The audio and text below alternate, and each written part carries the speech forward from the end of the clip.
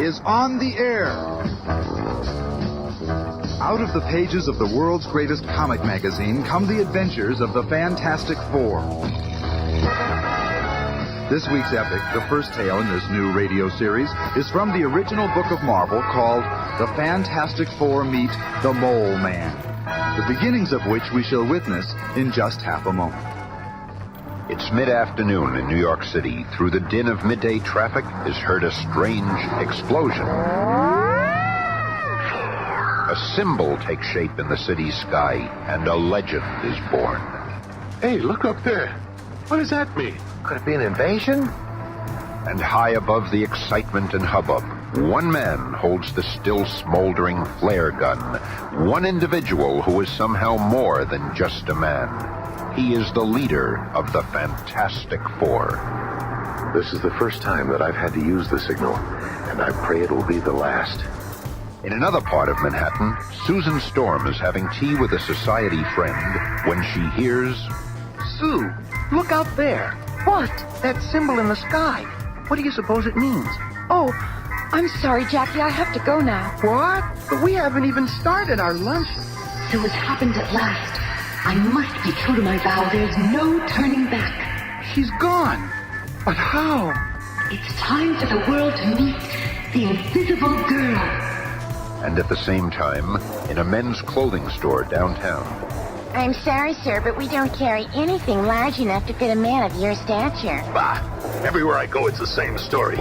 I'm in a world too small. Say, look in the sky. That bright red symbol with the number 4 inside. Huh? What can it mean? Let me see that. The time has come. Out of my way! What? Why do they build doorways so narrow? Holy smokes, a monster. Officer, do something. Halt! Halt or I'll shoot! I warned you! Most of your people are so friendly. You see that? He'll hit that manhole cover out of the ground with his bare hands. Take my special underground express route. There's so many tunnels under the city, and this is faster than subways. Quieter, too. This ought to be far enough. There's no opening above. I'll just have to make it open. The monster came up out of the ground. It don't look human. We're being invaded by Martians. Call out the army. Oh, we're being invaded. Invaded? Well, before we make such a decision, let's observe another scene at Swanson's garage. Oh, we got her purring like a lamb, Johnny boy. Good, that's the way it should be. There's only one thing I like better than working on cars. What's that? Hey, look. What's that in the sky? That's my cue. Flame on. Hey, Johnny, what's happening to you? Remember me saying there's only one thing I like better than working on cars? Well, this is it. The figure which just seconds before had been Johnny Storm is now the Human Torch, flying through the skies like a flaming meteor. Red Dog Base to Squadron Leader. Scramble alert. You are authorized to locate and bring down unidentifiable flaming object now flying over Manhattan. And within a few minutes, Johnny Storm is in a dogfight for his life. I can't keep this up much longer. My flame's gonna run out. Oh no, I'm falling. I'm not gonna make it. And then, just as the flying boy's flame begins to flicker out altogether, two impossibly long arms stretch out and... Gotcha. The now flameless Human Torch is plucked from the air by the strange man who fired the flare which caused all the commotion. Thanks, Reed. Oh, you're safe now, lad. Who is this man? In fact, who are all four of these astonishing humans? How did they become what they are? What mystic quirk of fate brought them all together to form the Fantastic Four? Well, you all came when I summoned you. Good. There's a task that awaits us. An awesome task. There's time for us to learn of the task awaiting these four, but first, let us uncover the origins of this colorful quartet. That requires a bit of Marvel magic as we travel back to a time and place before there was a Fantastic Four. Back to the office of Dr. Reed Richards in the Federal Space Exploration Complex, where Dr. Richards is briefing his team. So So, as you can see, we have a clear time window at 9:40 tonight, and then not again for 3 years. If we're to be the first in space, we must leave tonight. What? You're not going tonight with me as pilot. You know we haven't done enough research into the effects of cosmic rays. Out in space, they could kill us all. Ben, we've got to take that chance. Unless you want the Reds to beat us to it. I never thought you were a coward. Coward? Get that ship. I'll fly her no matter what happens. And so, led by a determined Dr. Reed Richards, the group speeds to the spaceport. Susan, Ben and I know what we're doing, but you and Johnny, you two Don't say it, Reed. I've been working on this for too long. Where you go, I go. And I'm tagged along with Sis, so it's settled. No time to wait for clearance. Conditions are right now. I think this is a stupid thing you're doing, but I ain't no coward. And before the guards can stop them, the mighty ship, which Reed Richards has spent years constructing, is streaking for the heavens, climbing into space. Hey, this hurts. Feels like I have a ton of concrete on my chest. Caused by our fantastic rate of acceleration, Johnny. Right, but this ship is acting like a perfect baby. Yeah, but we still don't know about those cosmic rays. Higher and higher, like a silver bullet, the sleek spacecraft soars. Hear that? Rays are penetrating the ship. I warned you. My head is pounding like it's going to burst. Rays have affected my hands. I can't steer. Ben was right. We should have waited. We should have had heavier shielding. But Sis, I feel like I'm burning up. My body is so hot. Can't move. I tried to warn you. At that moment, the powerful rocket's autopilot takes over and the sleek ship returns to Earth in a rugged but non-fatal landing, leaving our quartet of cosmically charged champions deep in the jungles of South America. Oh, Reed, after all your work, we failed. I'm just grateful we're all alive. But we failed. Bah, what'd you expect? And we still don't know what effects the cosmic rays will have on us. Oh, Reed, I feel strange. Susan! Look at Susan! Sis, what's happening? You're fading away. Oh, no. What's happening to me? Reed, Ben, Johnny. Somehow the cosmic rays have altered your DNA, making you invisible. Sis, I can't see you at all anymore. Tried to tell you to wait. How long will it last, Reed? That's gotta be the question of the century. How long will it last? There's no way of knowing. What if she never gets visible again? Easy, Johnny. Susan, concentrate. Think about your physical form. Try to imagine yourself visible. I'll try, darling. Look, it's working. I can feel it. Oh, Susan, it is working. Oh, it feels so strange. Oh. Boy, you were lucky. We might never have seen you again. Richard, you were crazy for proceeding with this experiment. How do you know she won't turn invisible again? Oh, Ben, I'm all right now. Oh, sure, you're okay now, but what about a minute ago? And what's going to happen to the rest of us, wise guy? Ben, I'm sick and tired of your insults and complaining. I didn't purposely... And I'm sick and tired of you, period, Bub. In fact, I'm going to paste you one right in that smug face of yours. I've been wanting to do this for a long time. Ben, wait, Ben. What's happening to him, Sis? I don't know, Johnny. His skin is cracking. He's turning into orange rocks. Wait, Ben. Don't try to talk yourself out of this one, Doc. I'm going to nail you. He pulled that tree right out of the ground. He's turning into some kind of thing. Oh, Reed, darling, do something. Reed, darling.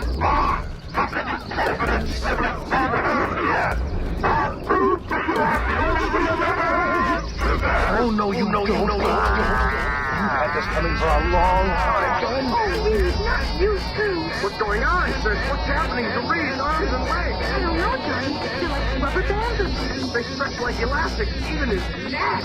What am I doing? What's happened to me? What's happened to all of us? You've turned into monsters, all of you. It's those terrible cosmic rays. Look at me. They've gotten me, too. My body's beginning to blaze. And I'm lighter than air. I can fly. Oh, wow, I can really fly. Johnny. Johnny. It's okay, Sis. I just feel a little warm, that's all. Minutes later, Johnny Storm's flame has subsided, and he returns to the others. Together, they watch a small brush fire which started burn itself out. And then they stand silently, each absorbed in his own startling thoughts. We've changed. All of us. We're more than just human. Listen to me. You two, Ben. Together we have more power than any humans have ever had. Why, You don't have to make no speech, big shot. We understand. We gotta use our power to help mankind, right? Right, Ben. I'm gonna call myself the Human Torch. I'm with you all the way. Count me in too. I'm the invisible girl. I guess I ain't Ben Grimm no more. I'll be what Susan called me. The Thing. And I'll call myself Mr. Fantastic. And so was born the Fantastic Four. From that moment on, the world could never be the same. And now, knowing some pertinent history, let's return to the relative present.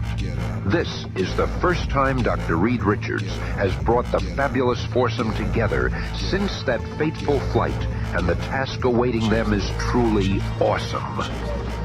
I brought you here to see some photographs I just received from Washington. Pictures. What are they, pinups? This one's an aerial shot of what used to be a nuclear power plant in the Soviet Union. What made that big hole in the earth? The same thing that made this hole in a power plant in Southern California. And this one in Australia? It's happening all over the world. Wait, according to the steady pulses on this seismograph, another one is about to go. And halfway around the world in French Africa. What is that sound, Andre? It is like the ground is shaking under my feet. And that sound, it sounds like noise. An earthquake in the sand. How is that possible? The earth is going mad. Look, the entire installation is caving in. But the worst is yet to come for these unfortunate French legionnaires. Not only did their nuclear generator sink into the undulating earth, but... What in the name of... Some kind of giant clawed beast! Artillery! Bring the artillery! But of what use is artillery against an enormous creature whose hide is tough enough to dig through countless tons of rock-hard earth? There is no artillery to stop a monster that can crush a modern tank with but one claw. But just as it seems there is nothing can stop this merciless menace... Enough! Listen to the core! Our mission here is finished! And the Goliath stops in his tracks. For even a monster such as this needs a master. A master known as the Mole Man. Back at the strategy meeting amongst the Fantastic Four... You see, it's happened again. But how? That's why I brought you together. Our mission is to find out. By studying the previous cave-ins, I've pinpointed a location that is exactly in the middle of all of them. This is where we've got to go to find the answer. What's the name of this place? Monster Island. Monster Island? That's just a fairy tale. There's no such real place called Monster Island. But hours later, in their private jet, the four see a strange mountain rising from the sea like an unearthly, grotesque face. There it is. Horribly looking. Monster Island! Little dreaming of the adventure that awaits them, the Fantastic Four land and begin the long climb to the top of the forbidding peak. Wait, I hear something. It's coming from below. Look down there. Six eyes! Coming out of that hole! A living, three-headed nightmare hurls forth from the bowels of Monster Island. Quick, turn invisible, Sue. Seeing one of his intended victims vanish before his eyes, the monster halts in bewilderment. Just enough time for me to make a hoop out of my resilient arm. And, like a cowpoke roping a wild stallion, Mr. Fantastic lassos one of the monstrosity's three heads and slings it far out to sea. I read about a giant three-headed creature that guards this place, but I never believed it. But before Mr. Fantastic and Johnny can catch their breaths, Look out! Cave in! the earth opens up and literally swallows Reed and Johnny. Hang on there, boy! Down, down, down they plummet, lost in the darkness until finally, at the bottom of the pit. It's pitch black. What sort of place can this be? Say, Reed, over here. What is it? Feels like a door in the wall. It's moving. light. I can't see. It's so powerful that I'm blacking out. It could be minutes or hours later when the two regain consciousness, only to find themselves garbed in strange, heavy suits that protect them from the blinding, unearthly glow. Oh, my God. Light actually overpowered us. How do we get into these clothes? It was about time you came around. Who are you? I can't see. Where are we? One thing at a time. The reason for your blindness is the glare from this valley of diamonds. Brighter than the sun. And as for me, I am the Mole Man. While Reed and Johnny are dazzled by the Valley of Diamonds, more action awaits Ben and Sue on the surface. I've got to find Reed and Johnny. Wait, what's that sound? Other ears and eyes sense the approaching menace. Look out behind you, Sue. The second gigantic guardian of Monster Isle is powerful beyond belief, but he is fighting a foe whose very body has been supercharged with cosmic energy, a foe that cannot be stopped. He's done it then. You'll see him. What'd you expect? I am the thing, ain't I? You saved my life. Never mind that. Let's go find your brother and that skinny boyfriend of yours. Oh, Ben, if you could only stop hating Reed for what happened to you. And what of Reed Richards and Johnny? Using that marble magic again, let's descend to the depths of Monster Isle, where we find them confronted by the strange Mole Man. So you have never heard of me before. Well, soon the world will know my name, for soon the Mole Man will control the power of the earth. How did you get here? It all started long ago. The people of the surface world mocked me. Go out with you. Do make me laugh. I know you're qualified, but again, Harry, you're way on my business. Really? Is that a mask you're wearing? Finally, I could endure it no longer. I resolved to find a place of my own, the legendary world at the center of the earth, a world where I could be king. And then, when I had almost abandoned hope, I saw where it led, to the land of my dreams.